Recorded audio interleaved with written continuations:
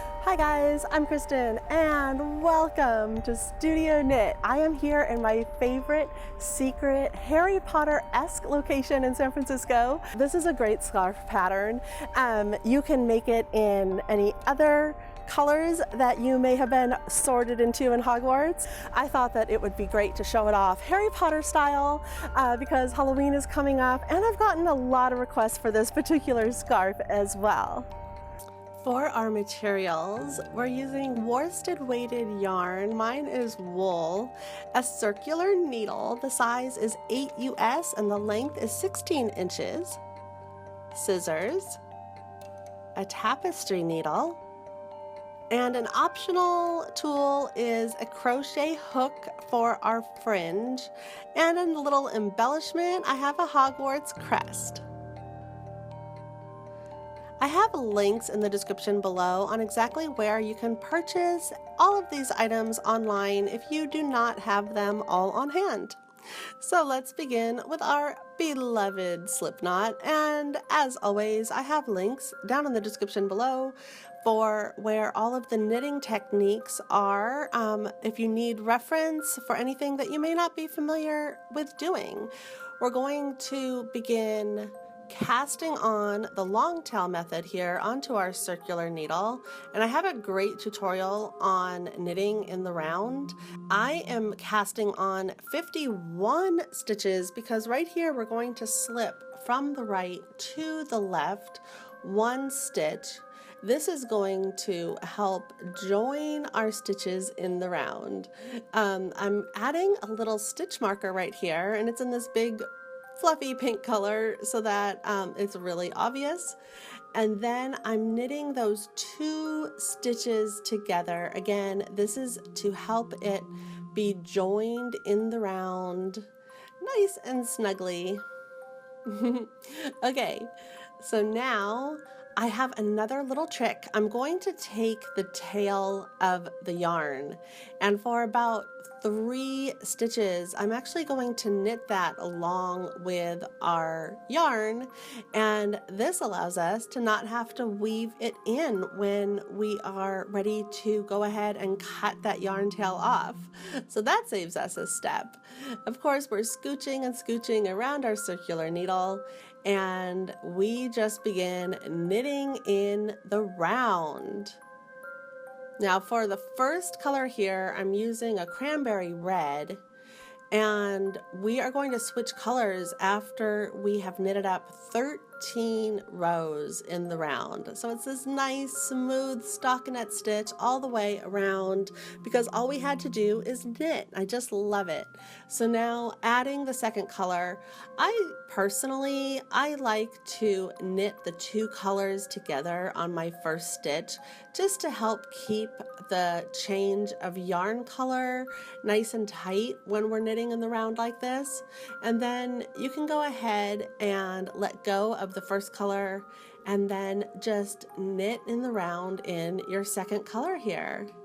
And again, we are going to continue knitting in the round until we have reached 13 rows, and then it's time to change color again. And that's, of course, if you're making the Harry Potter scarf.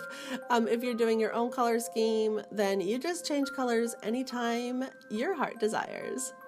Once you have knitted your scarf in the length that you desire, it is time to bind off. Now, the length that I knit my scarf here, okay, so the width is 6 inches, and the total length, I did 54 inches. And then if we add the 4 inches that I added on to the fringe, then that gives us a total of 62 inches. Okay, after we've bound off, go ahead and turn your work inside out, and we're going to see all of those little yarn tails, and we're going to weave them in. It may seem like a daunting task. It goes faster than you think.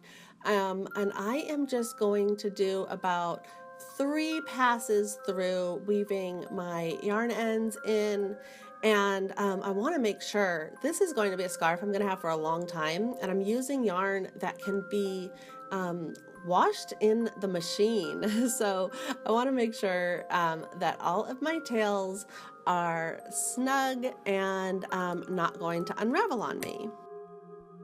And just slightly, where we changed colors, you can see a little bit of a seam. Now, to solve that issue, really simple, we're going to fold our scarf so that that seam is just along one of the edges of our scarf right here. Now it's time to make our fringe. Take your favorite Harry Potter book and wrap your yarn around it a few times, and then go ahead and just cut it off right here. And we are going to select 7 yarn strands to make our first little bit of fringe. There's 2 different ways to go about it. If you have a crochet hook, you can go ahead and use that. Now I'm starting in the middle of my work because my fringe placement, I'm just going to be eyeballing it. So this helps me with the placement, and I'm putting my crochet hook in each edge right here and wrapping it around the hook. We just pass it on through. Now the second way, if you don't have a crochet hook, this is also really simple. Just take a little bit of scrap yarn, and using our tapestry needle, you can guide your fringe through the edge of your scarf in this manner. Okay, so either way you did it, you take the loop and your yarn ends and just pull it through the loop one time and cinch it up, and that's it. And doing this is going to help bind off the edges of our scarf that we knitted in the round. Next, I'm going to add fringe to either edge, and I'm going to do it one more time in between. So I have a total of 5. Now I'm taking my second color and just adding that in between each of my original colors.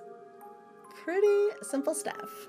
And then go ahead and cut off the fringe to the length you desire.